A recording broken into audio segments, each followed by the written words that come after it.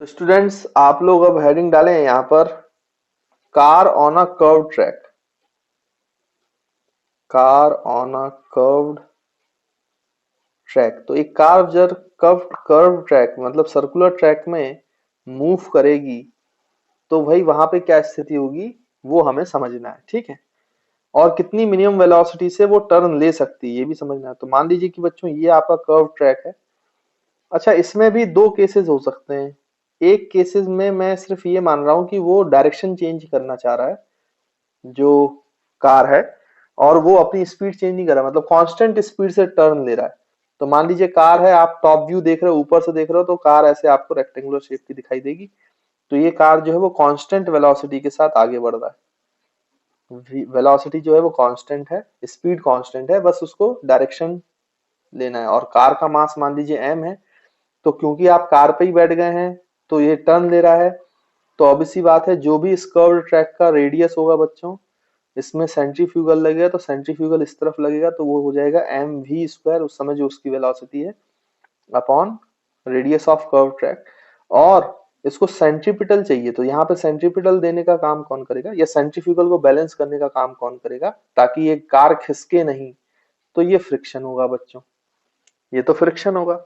अब आप इसकी बैलेंसिंग करो रेडियल डायरेक्शन में, तो फॉर सेफ टर्न आप क्या लिख सकते हो, अगर हमें सेफली टर्न देना है और खिसकना नहीं है, for safe turn, for safe turn जो फ्रिक्शन होना चाहिए वो होना चाहिए m v square by r. मतलब friction m v square by r के बराबर है। और जो फ्रिक्शन चाहिए ये रिक्वायर्ड फ्रिक्शन है, जो फ्रिक्शन चाहिए वो मैक्सिमम से कम होना चाहिए, क्योंकि अगर ये मैक्सिमम से कम होगा तभी तो ये बैलेंस कर पाएगा। लेकिन अगर ये बहुत ज्यादा सेंट्रीफ्यूगल चाहिए, उतना फ्रिक्शन नहीं है, तो फिर ये कार स्लिप कर जाएगी, तो फिर वो सेफ टर्न नहीं होगा बच्चों। यानी फॉर सेफ टर्न जो फ्रिक्शन चाहिए वो किससे कम होना चाहिए, वो मैक्सिमम से कम होना चाहिए, एफ मैक्स से। और एफ मैक्स क्या होता है, म्यू एन। और एन यहाँ पे क्या है, एम जी, वो आप जानते हो। तो यहाँ पे हम लिख सकते हैं कि जो फ्रिक्शन चाहिए m v square by r, it must be less than equals to mu n, और एन की वैल्यू एम जी। मैं आपको म्यू एम जी इसलिए रटने को नहीं बोलता हूँ कि कहीं कहीं पे नॉर्मल की वैल्यू एम जी के बराबर है और कहीं पर नहीं होती, बहुत सारे केसेस में हमने पहले भी सवाल किए हुए। तो इसलिए म्यू एम जी मत रटा करो, म्यू एन रटो। एन जहां एम जी है वहां एम जी रख लिया करो भाई, है ना। तो ये बात आपको ध्यान में रखना है, मेरे ख्याल से इसमें कोई दिक्कत नहीं है। तो यहाँ से m और m कैंसिल हो जाएगा बच्चों। तो आपकी वेलोसिटी किससे कम होनी चाहिए, वेलोसिटी इज लेस देन और इक्वल्स टू, r को उधर ले जाओगे तो ये हो जाएगा म्यू आर जी का रूट। वेलोसिटी स्क्वायर है तो रूट ले लेना। यानी इसका मतलब ये है कि आपको किसी भी कर्व ट्रैक में कांस्टेंट वेलोसिटी के साथ अगर मूव करना है तो आपकी रफ्तार इससे कम होनी चाहिए, म्यू आर जी से, रूट म्यू आर जी से। अगर इससे आपने ज्यादा रफ्तार रख दी कहीं तो फिर क्या कर जाओगे, फिर आप बच्चों स्लिप कर जाओगे, सेफली टर्न नहीं ले पाओगे। और क्या होता है ना कि बच्चों यहाँ पे फ्रिक्शन पे भी डिपेंड नहीं कर सकते आप। क्या है कि म्यू जो है वो चेंज होता रहता है। जैसे मान लीजिए आपके टायर घिस गए तो म्यू की वैल्यू कम हो जाएगी, या फिर बारिश का सीजन है तो वहां पे जो है लुब्रिकेशन हो जाता है, तो वहां पे भी सरफेस स्मूथ हो जाती है, तो खिसकने का ज्यादा चांसेस है। इसलिए जो बड़े बड़े हाईवेज होते हैं ना बच्चों, आपने देखे होंगे कि उसमें रेडियस ऑफ कर्वेचर ज्यादा होता है, मतलब जो टर्न है उसको बड़े बड़े टर्न बनाए जाते हैं। ऐसा छोटा टर्न नहीं होता कि आपने बिल्कुल लिया, क्योंकि हाईवेज पे जो गाड़ियां हैं वो बहुत तेज चलती हैं भाई, 80-100 किलोमीटर पर आवर से चलती हैं। तो वहां पर जो है, वहां पे जो टर्न बनाया जाता है, अगर टर्निंग है तो आपने देखा होगा कि हाईवे में बड़ा ही, बहुत बड़ा टर्न आपको दिखाई देगा जिसका रेडियस बहुत बड़ा है, ताकि रेडियस जितना बड़ा होगा उतनी ज्यादा रफ्तार से आप जा पाओगे, है ना। तो हमेशा याद रखिएगा कि टर्न में अगर आपको सेफली टर्न लेना है तो छोटा बहुत छोटा टर्न है तो वहां पर आपको स्पीड अपनी कम कर लेनी चाहिए। अगर ज्यादा स्पीड में रखने की कोशिश करोगे तो फ्रिक्शन नहीं मिल पाएगा, स्लिप कर जाओगे तो आपकी गाड़ी खिसक जाएगी। आई होप आपको ये वाला पॉइंट जो है बच्चों समझ में आ रहा होगा। अब इसमें सेकंड केस क्या हो सकता है, ये तो फर्स्ट केस की बात हुई, car on a curve track.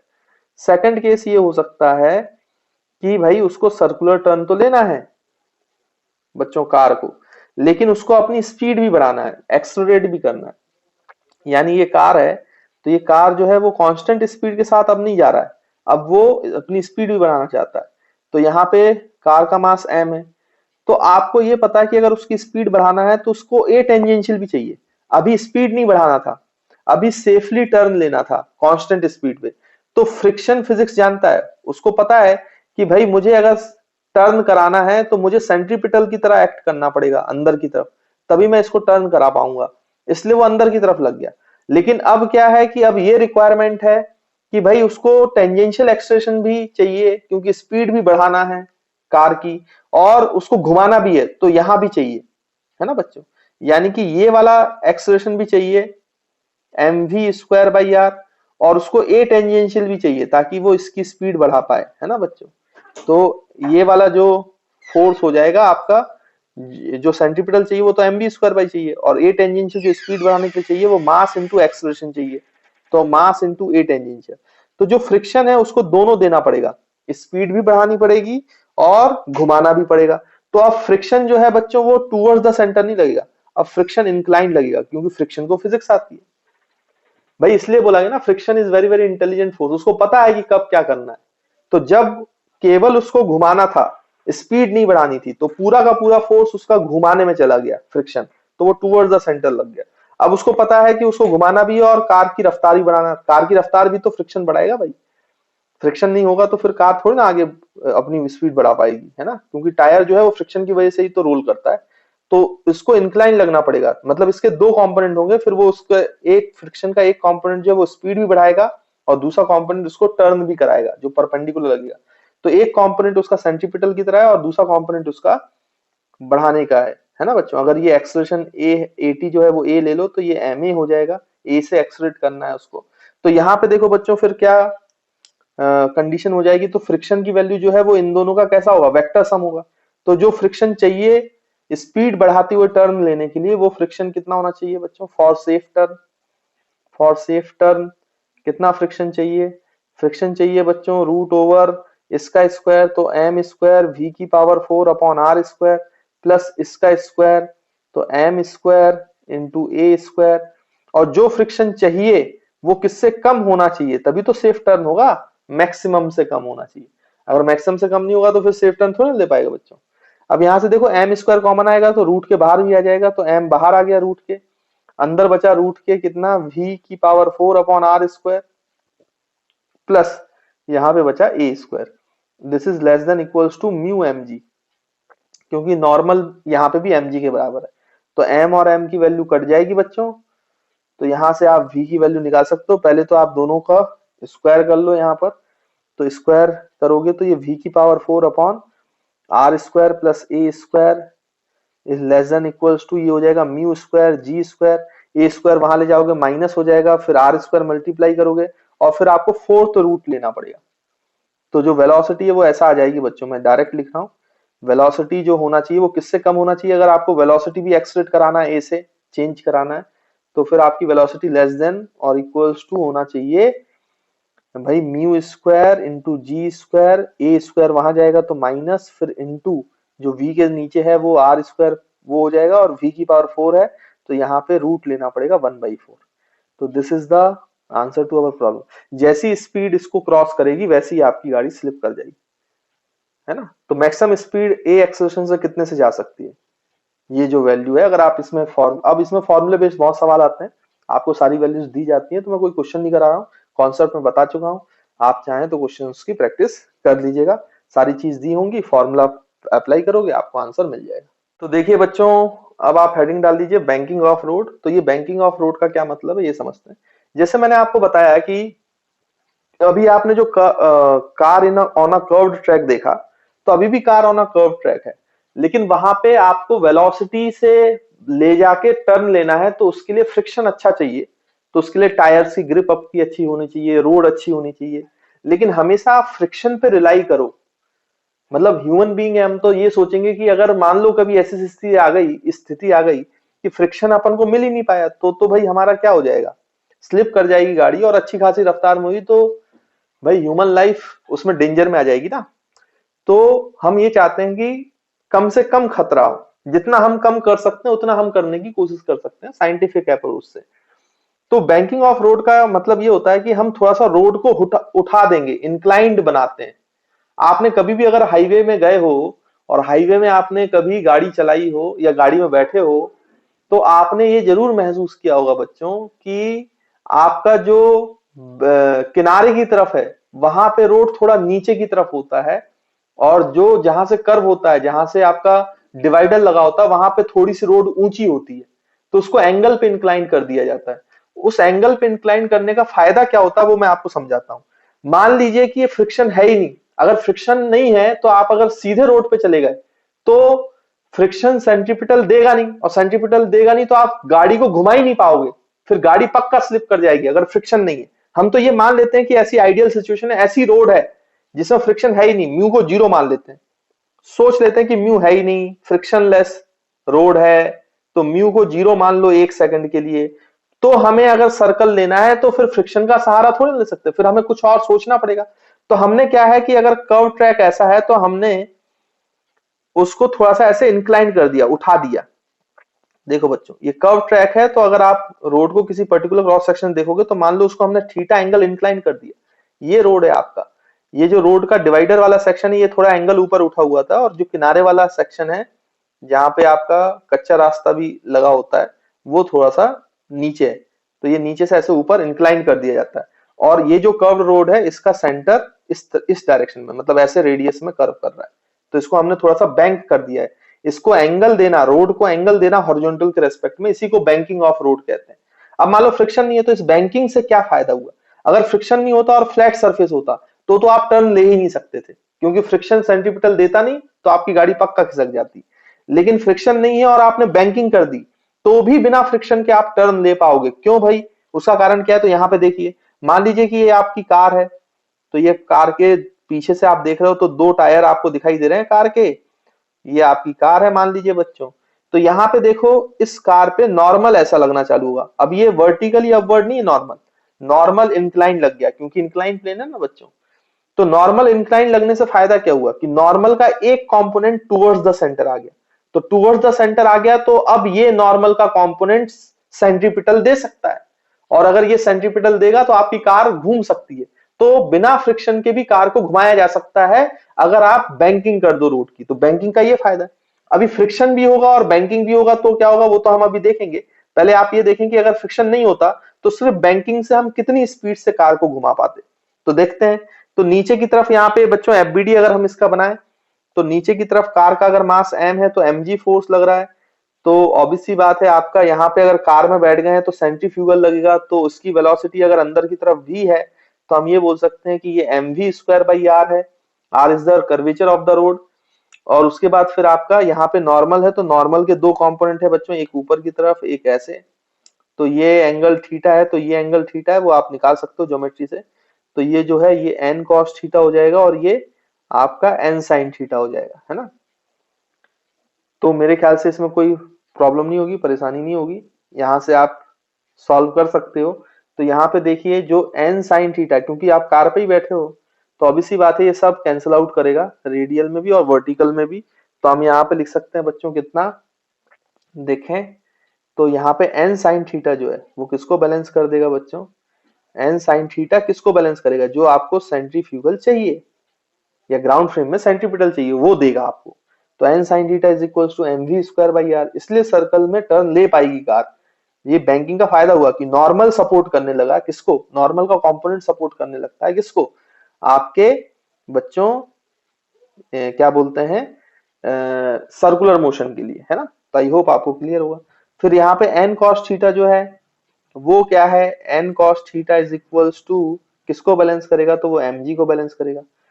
तो आपको ये याद रखना है कि कितने एंगल में आप कितनी रफ्तार से जा पाओगे, वो वेलोसिटी की वैल्यू चाहिए हमें, तो इनको डिवाइड कर दो, एक काम करो।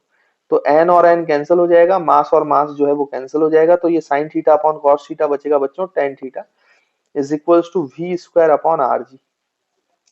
तो आप ध्यान से देखो तो v की वैल्यू कितनी आ जाएगी बच्चों? Root over v square, root over sorry r g इधर जाएगा, v स्क्वायर निकालना था तो v निकालना था, तो आर जी tan थीटा आ जाएगा। यानी कि v की वेलोसिटी जो है बच्चों वो आर जी tan थीटा रखना पड़ेगी आपको, तभी जो है सर्कुलर टर्म में आप घूम पाओगे, नहीं तो फिर सर्कुलर टर्म में नहीं घूम पाओगे। तो ये वेलोसिटी होनी चाहिए। अगर हम फ्रिक्शन जीरो मान रहे हैं, मतलब अगर ऐसी रोड है जिसमें फ्रिक्शन है ही नहीं ऐसा मानो, तो ये सिर्फ बैंकिंग की वजह से चल रही है। तो बैंकिंग में मान लीजिए कि ये हमने ऐसा डाटा लिया है, थीटा ऐसा लिया है, आर और जी की वैल्यू इस तरीके से है कि ये वेलोसिटी आई 50 मीटर पर सेकंड, तो आपको कार को 50 मीटर पर सेकंड से ही ले जाना पड़ेगा, तभी वो टर्न ले पाएगी। अगर 50 मीटर पर सेकंड से कम रफ्तार से गए तो फिर बच्चों वो नीचे की तरफ खिसक जाएगी, और अगर उससे ज्यादा रफ्तार की तो वो ऊपर की तरफ खिसक जाएगी, क्योंकि फ्रिक्शन तो है ही नहीं बचाने के लिए, खिसकने से बचाने के लिए, है ना। तो ये बात आपको ध्यान देना है। तो इससे कम रफ्तार हुई तो नीचे खिसकेगी, उससे कम रफ्तार हुई तो बाहर की तरफ, मतलब आगे की तरफ खिसक जाएगी, क्योंकि अगर ज्यादा रफ्तार हुई तो ये वाला कंपोनेंट ज्यादा हो जाएगा ना, तो इसका कंपोनेंट क्या करेगा, इसको आगे खिसका देगा। और अगर रफ्तार कम होगी तो ये वाला कंपोनेंट कम हो जाएगा, तो ये एन साइन थीटा वाला बढ़ जाएगा, तो वो इसको नीचे खिसका देगा, है ना। तो अगर फ्रिक्शन नहीं है तो फिर तो आपको कांस्टेंट रफ्तार मेंटेन ही करनी पड़ेगी 50, लेकिन रियलिटी में ऐसा नहीं होता है। रियलिटी में तो बच्चों फ्रिक्शन होता है ना कुछ ना कुछ, इसलिए तो आप कार को मोड़ भी लेते हो और खिसकते भी नहीं हो। अगर कम स्पीड से ही मोड़ोगे तो खिसकोगे भी नहीं, क्योंकि फ्रिक्शन वहां सपोर्ट करता है। तो अब केस 2 देखते हैं इसमें। तो ये सिर्फ आपको इतना याद रखना कि अगर फ्रिक्शन नहीं होता और रोड की बैंकिंग होती तो भी मैं सर्कुलर ले पाता, लेकिन फिर जो ये स्पीड होती सिर्फ उस पे ही सर्कुलर कर पाता। अगर इससे कम रफ्तार होती तो भी खिसक जाता, इससे ज्यादा रफ्तार होती तो भी खिसक जाता, है ना। ये बात आपको ध्यान रखना है। तो केस नंबर 2 में अब हम फ्रिक्शन भी मान रहे हैं, तो फिर कैसे सॉल्व करेंगे, फिर कितनी रफ्तार से हमको टर्न लेना पड़ेगा, ये हमें देखना है।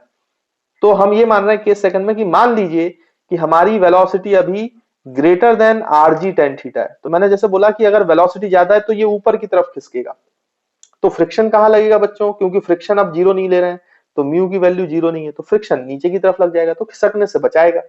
तो देखिए हम यहाँ पे फिर से एफबीडी बनाते हैं भाई। तो ये आपका बैंकिंग है रोड का, ये एंगल थीटा है, ये आपके कार के टायर्स दिख रहे हैं, ये इस तरीके से है। तो यहाँ पे फिर से एफबीडी अगर आप बनाओगे तो भाई ये वाला जो है, तो ये ऐसे डायरेक्शन में बच्चों नॉर्मल लगेगा। तो फिर से नॉर्मल जो है आपका, इससे ज्यादा वेलोसिटी है तो नीचे की तरफ mg लग रहा है। अब एक काम करो, आप ऐसे कंपोनेंट ले लो अलोंग द सरफेस, वो तो मैंने आपको समझाने के लिए, आंसर निकालने के लिए कंपोनेंट ऐसे ले लेते हैं, लेकिन हम ऐसे कंपोनेंट लेते हैं जब फ्रिक्शन, क्योंकि फ्रिक्शन की डायरेक्शन में कंपोनेंट लेना पड़ेगा। तो ये हो जाएगा mg cos थीटा, ये आप जानते हो बच्चों, ये वाला डायरेक्शन हो जाएगा आपका mg sin थीटा, और ऐसे लगेगा आपका एम वी स्क्वायर, अगर इसकी वेलोसिटी v है तो m v square by r, है ना बच्चों। तो इसके भी दो कंपोनेंट हो जाएंगे, तो अगर ये थीटा है तो ये एंगल थीटा होगा, तो ये हो जाएगा m v square by r cos theta, और नीचे की तरफ भी एक कंपोनेंट आएगा इसका जो कि एम वी स्क्वायर बाई, तो इसमें भी प्लस हो जाएगा, तो m v square by r sine theta, तो वो एम जी कॉस थीटा की डायरेक्शन में आएगा तो प्लस हो जाएगा, है ना। तो प्लस के साथ मैंने लिख दिया उसको। और यहाँ पर आप ध्यान से देखो तो एक और फोर्स लग रहा है, डेट इज फ्रिक्शन, क्योंकि ऊपर की तरफ खिसकना चाहता है, रफ्तार ज्यादा है, तो फ्रिक्शन जो है वो नीचे की तरफ लग जाएगा। अब बच्चों बैलेंसिंग करें आप फोर्स की। अब फोर्स की अगर हम बैलेंसिंग करें तो ये पहले नॉर्मल निकाल लेते हैं, क्योंकि नॉर्मल की जरूरत पड़ेगी। तो नॉर्मल कितना हो जाएगा बच्चों, नॉर्मल इसको बैलेंस करेगा, मतलब m v square by r into sine theta plus m g cos theta, ये आपका नॉर्मल निकल आया। उसके बाद फिर आपको क्या करना है कि फ्रिक्शन जितना चाहिए वो निकालना है कि खिसके नहीं गाड़ी। तो फ्रिक्शन जो चाहिए वो कितना हो जाएगा बच्चों, फ्रिक्शन इज इक्वल्स टू, या friction plus m g sine theta equals to m v square r cos theta, और एम जी साइन थीटा उधर ले जाओगे तो माइनस होगा, तो बच्चों मैं डायरेक्ट लिख रहा हूँ, ये हो जाएगा m v square by r cos theta, और ये प्लस में था इधर, उधर जाएगा तो माइनस हो जाएगा, तो minus m g sine theta. इतना फ्रिक्शन चाहिए, जो फ्रिक्शन चाहिए वो किससे कम होना चाहिए बच्चों, मैक्सिमम से, तभी तो वो दे पाएगा और उसको सेफ टर्न करा पाएगा, नहीं तो नहीं करा पाएगा, है ना। तो फॉर सेफ टर्न, हम जानते हैं अगर उसको सेफली टर्न लेना है तो जो फ्रिक्शन चाहिए वो मैक्सिमम से कम होना चाहिए। तो आप यहाँ पे जब अप्लाई करोगे तो फ्रिक्शन जो चाहिए वो क्या है, m v square by r cos theta minus m g sine theta is less than और इक्वल्स टू, जो है बच्चों वो आपका कितना होना चाहिए, म्यू एन, क्योंकि यही है ना आपका नॉर्मल की वैल्यू पुट करोगे ना, मैक्सिमम फोर्स तो यही है फ्रिक्शन, म्यू इनटू नॉर्मल। तो यहाँ पे देखो इसको फिर से सॉल्व करते हैं, तो m b square by r cos theta minus m g sine theta is less than equals to, भाई म्यू एन, एन की वैल्यू देखो बच्चों कितनी है, m v square by r into sine theta minus m g cos theta, sorry plus m g cos theta. तो यहाँ से M M common आएगा, तो ये एम और एम यहाँ से भी कॉमन आके कैंसिल आउट होगा, तो मैंने डायरेक्ट कैंसिल आउट कर दिया। तो आई होप आपको यहाँ तक क्लियर होगा बच्चों। फिर इसको आप सॉल्व करो, तो यहाँ से वी स्क्वायर की वैल्यू आपको निकालनी है। तो ये वाला जो वी स्क्वायर है आपको इधर लाना पड़ेगा, और ये वाला टर्म आप उधर ले जाओ। तो देखिए कितना हो जाएगा भाई, अगर आप वी स्क्वायर वाला ये वाला टर्म इधर लेके आते हो तो म्यू भी मल्टीप्लाई होगा तो माइनस होगा। तो v square by r common ले लोगे, तो यहाँ पे बचेगा कितना बच्चों, कॉस थीटा। और वी स्क्वायर बाई यहाँ से भी कॉमन हो गया, यहाँ पे आ गया तो माइनस म्यू साइन थीटा। देखो बच्चों मैं स्टेप कम कर रहा हूँ, डायरेक्ट लिख रहा हूँ, इज लेस देन और इक्वल्स टू आपका ये माइनस जी साइन थीटा उधर चला जाएगा। तो आप ध्यान से देखो, तो यहाँ पे जी कॉस थीटा है तो उधर जाएगा तो प्लस हो जाएगा, तो ये हो जाएगा जी कॉमन आ जाएगा, तो अंदर आप लिख सकते हो mu multiplied by cos theta, और यहां से साइन थीटा वाला कंपोनेंट आया था तो प्लस साइन थीटा ये आया। अब आप v निकाल लो, तो v की value less than equals to कितना होना चाहिए बच्चों, r का मल्टीप्लाई कर दो तो ये हो जाएगा are g mu cos theta plus sine theta divide by कितना हो जाएगा, ये नीचे आ जाएगा तो ये हो जाएगा cos theta minus mu sine theta, और ये पूरा रूट के अंदर आ जाएगा क्योंकि v स्क्वायर है ना तो स्क्वायर रूट लेना पड़ेगा। तो आपकी वेलोसिटी इससे कम होनी चाहिए, अगर इससे कम नहीं होगी तो इससे ज्यादा अगर हो गई तो फिर क्या होगा कि बच्चों आपकी गाड़ी स्लिप कर जाएगी। अच्छा अब सोचो कि अगर इससे कम रफ्तार होती आरजी, तो मैंने आपको बताया नीचे खिसकता, तो फ्रिक्शन तो बहुत इंटेलिजेंट है, वो अपनी डायरेक्शन कहां कर देता, ऊपर की तरफ। तो मिनिमम, ये तो आपकी बच्चों मैक्सिमम स्पीड है, तो मिनिमम स्पीड कितनी चाहिए, तो प्रैक्टिकली जो होता है वो मिनिमम स्पीड 0 हो जाती है बच्चों, क्योंकि आप कहीं पर हाईवे पे अगर इंक्लाइंड प्लेन में आप गाड़ी खड़ी भी कर देते हो तो गाड़ी अपने आप थोड़ी ना खिसकती है, और वो खिसकना भी नहीं चाहिए भाई, नहीं तो 0 रफ्तार में आप गाड़ी भी नहीं खड़ी कर सकते, तो मिनिमम स्पीड 0 होगी। तो एक्चुअली में प्रैक्टिकली जो होता है कि मतलब ये एंगल ऑफ जो इंक्लिनेशन है बैंकिंग आप करते हो वो एंगल बहुत ज्यादा नहीं होता, बहुत कम एंगल होता है, 2-4 डिग्री 5 डिग्री तक 10 डिग्री तक ऐसे होता है, तो वो एंगल ऑफ रिपोज से कम होता है, इसलिए गाड़ी खड़ी खड़ी अपने आप खिसकती नहीं नीचे। तो हाईवे पे आप गाड़ी खड़ी भी कर दोगे तो वो खिसकेगी नहीं, क्योंकि एंगल ऑफ रिपोज से ये एंगल बैंकिंग का कम रखते हैं। तो प्रैक्टिकली मिनिमम स्पीड वैसे निकाल सकते हो पूरा ऐसे सॉल्व करके, लेकिन प्रैक्टिकली निकालने की जरूरत नहीं है, क्योंकि प्रैक्टिकली मिनिमम स्पीड 0 रखा जाएगा, क्योंकि ज्यादा से ज्यादा क्या होगा, कोई आदमी हाईवे पे गाड़ी खड़ा करेगा तो 0 स्पीड पे उसको खिसकना नहीं चाहिए। तो प्रैक्टिकली वी मिनिमम निकालने की आपको सॉल्व करने की जरूरत नहीं है, प्रैक्टिकली जो है मिनिमम स्पीड 0 होनी चाहिए, यानी जो आपकी रफ्तार है वो 0 से लेकर root over r g mu cos theta plus sine theta divide by cos theta minus mu sine theta के बीच में अगर रहेगी तो ये रेंज है, तो ये बैंकिंग ऑफ रोड में आपकी गाड़ी कभी भी खिसकेगी नहीं। इसलिए वो जब भी टर्न वगैरह आता है ना वहां पे लिख भी देते हैं बोर्ड में, ये सब वैल्यू कैलकुलेट करके इंजीनियर्स जो रोड वोड बनाते हैं वो लिख भी देते हैं कि भाई आपकी रफ्तार इस टर्न में इतने से इतना रहना चाहिए, है ना, तो कभी भी आपको उस लिमिट के क्रॉस नहीं करना चाहिए, नहीं तो फिर आपको तकलीफ हो सकती है। तो आई होप आपको समझ में आया होगा। तो ये आपका मैक्सिमम वेलोसिटी कितनी हो सकती है, आर जी ब्रैकेट में mu cos theta plus sine theta upon cos theta minus mu cos, पूरा चीज रूट के अंदर। तो आई होप बच्चों आपको concept of banking of road clear होगा, समझ में आया होगा। देखिए बच्चों नेक्स्ट सेक्शन जो है आपका सर्कुलर परफेक्शन में वो है बेंडिंग ऑफ साइक्लिस्ट। अब इसमें क्या होगा स्टूडेंट्स, तो इसमें आपको ध्यान रखना है कि भाई मान लीजिए कि आपने कभी भी देखा होगा जब आप टर्न लेते थे और साइकिल पे बैठे थे, तो आप साइकिल में बैठ के जब टर्न लेते थे तो आप उसको क्या करते थे बच्चों कि सेफ टर्न लेने के लिए आप ऑटोमेटिकली, आपको कोई सिखाता नहीं था लेकिन ऑटोमेटिकली आप जिस तरफ टर्न लेना होता था उस तरफ साइकिल को बेंड कर लेते थे। तो एक नॉर्मल का कंपोनेंट जो है वो आपको सेंट्रीपिटल फोर्स की तरह एक्ट करता था, तो आप अच्छी रफ्तार में भी होते थे तो साइकिल जो है वो आपकी आसानी से क्या कर जाती थी, टर्न ले लेती थी और स्लिप नहीं करते थे। या फिर आपने कभी कार रेसिंग वालों को देखा हो, तो कार रेसिंग कार बोल रहा हूं मैं, बाइक रेसिंग वालों को देखा हो जो रेसिंग करते हैं, तो बहुत जो हाई स्पीड से बाइक चलाते हैं और टर्न लेना होता है तो वो अपने आप को झुका लेते हैं बहुत नीचे, अगर आपने टीवी में देखा हो कभी, है ना, तो इस तरीके से आपने देखा होगा कि वो अपने आप को बेंड कर लेते हैं टूवर्ड्स द, मतलब जिस तरफ टर्न लेना है उस तरफ आपको बेंडिंग होनी चाहिए। तो नॉर्मल का वो कंपोनेंट सेंटर की तरफ ले आते हैं ताकि हमारा उनका जो क्या है सर्कुलर मोशन के लिए सेंट्रीपिटल मिल जाए और वो बैलेंसिंग हो जाए। तो यहाँ पे वही हमें देखना है। तो मान लीजिए कि ये रोड है बच्चों, ये रोड से हमने वर्टिकल खींचा हुआ है और इस तरीके से कर्व लेना है। मतलब ये जो रोड है ये इस तरीके से कर्व्ड है, मतलब इसका सेंटर इधर है राइट साइड, ऐसा मान लेते हैं हम। तो जब साइकिलिस्ट जो है वो इस रोड पे चल रहा था तो साइकिलिस्ट ने अपनी साइकिल जो है वो उस तरीके से बेंड कर ली। तो ये साइकिल का टायर है बच्चों जो आपको दिखाई दे रहा है इस तरीके से, और यहाँ पे ये साइकिल इस तरीके से चल रहा है और उसने अपनी साइकिल इस तरीके से बेंड की हुई है।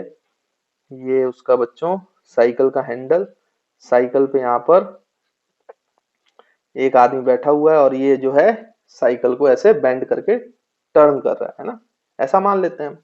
तो यहाँ पे देखो भाई कि ये इस पॉइंट से जो इसमें नॉर्मल है बच्चों, वो नॉर्मल की डायरेक्शन ऐसी हो जाएगी क्योंकि उसने अपने आप को बेंड कर लिया।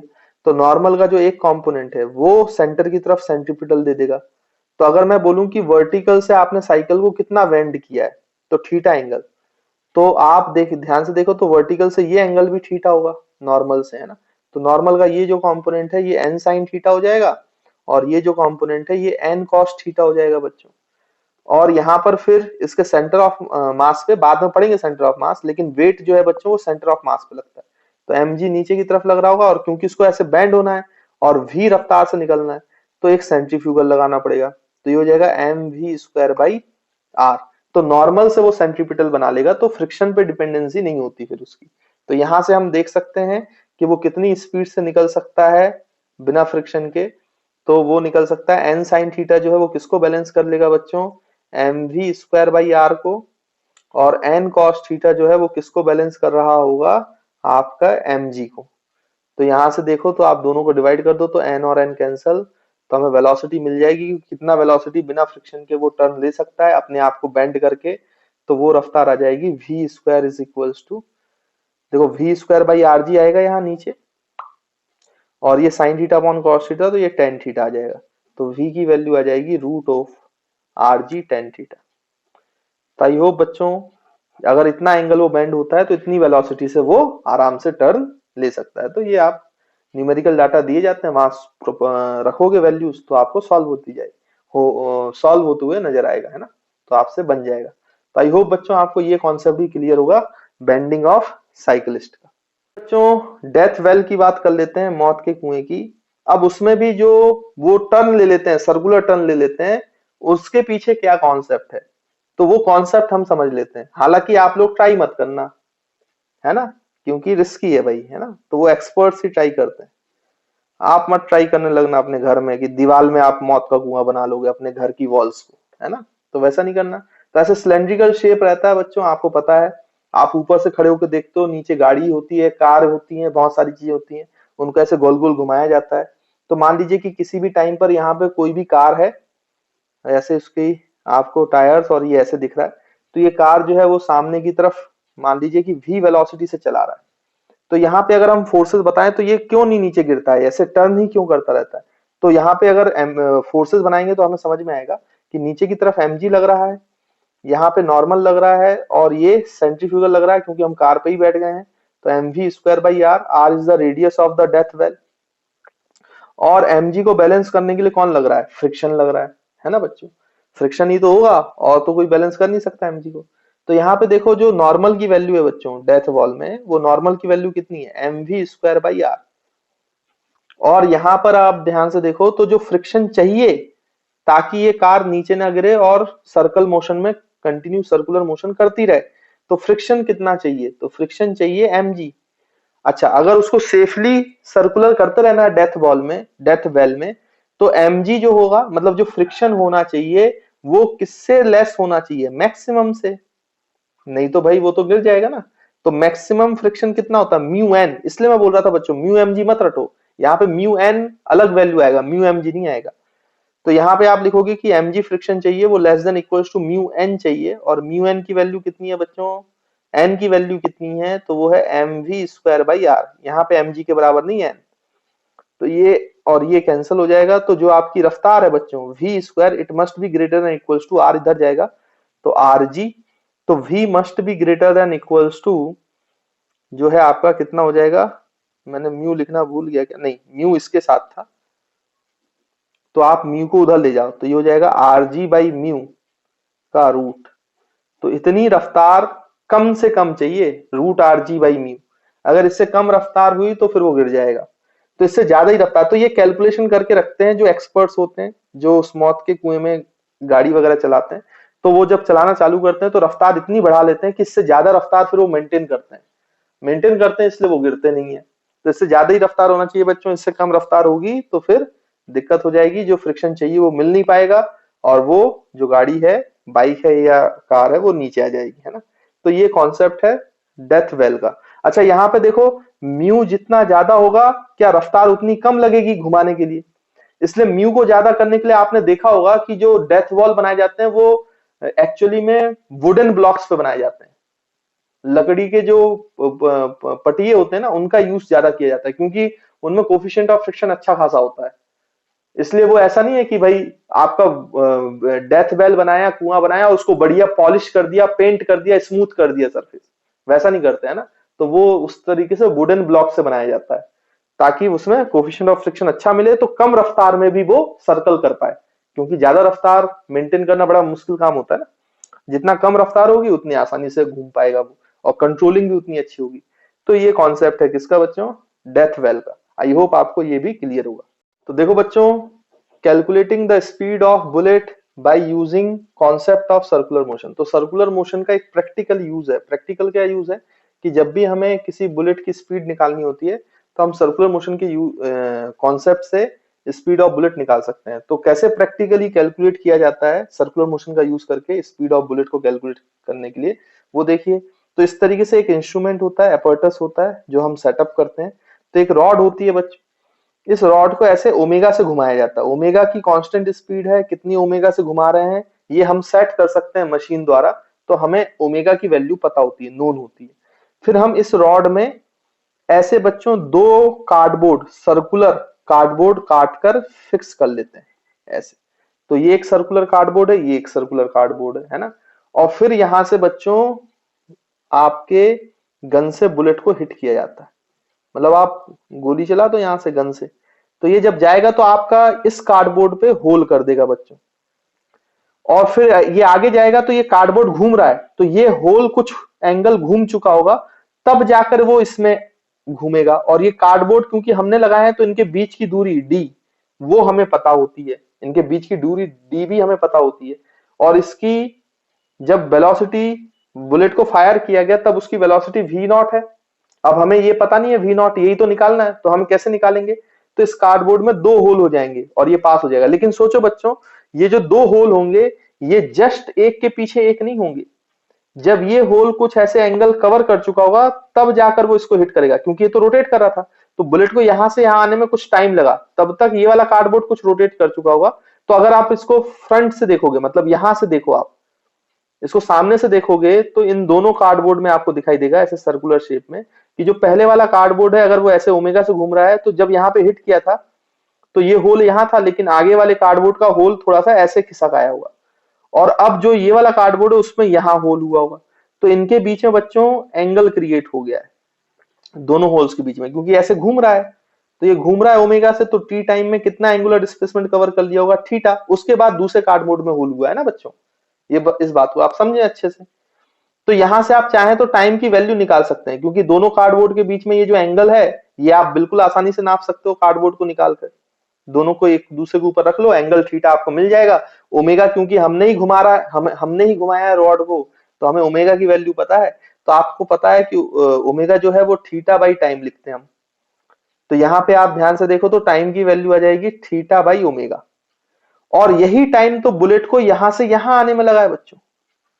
भाई जितनी देर में उसने ये एंगल क्रिएट किया है, एंगल घुमा है, उतनी ही देर में तो बुलेट दूसरे कार्डबोर्ड में पहुंची है ना, कितनी दूरी कवर करके डी, और कितनी रफ्तार से वी नॉट। तो एक्चुअली में टाइम तो आप ऐसे भी लिख सकते हो, distance covered by bullet upon speed, तो डी बाई वी नॉट, तो ये टाइम तो दोनों सेम ही है ना, तो यहां से आप क्या लिख सकते हो, D by V naught is equals to theta by omega, और यहां से आप देखो तो वी नॉट की वैल्यू क्या आ जाएगी, ओमेगा डी बाई थीटा।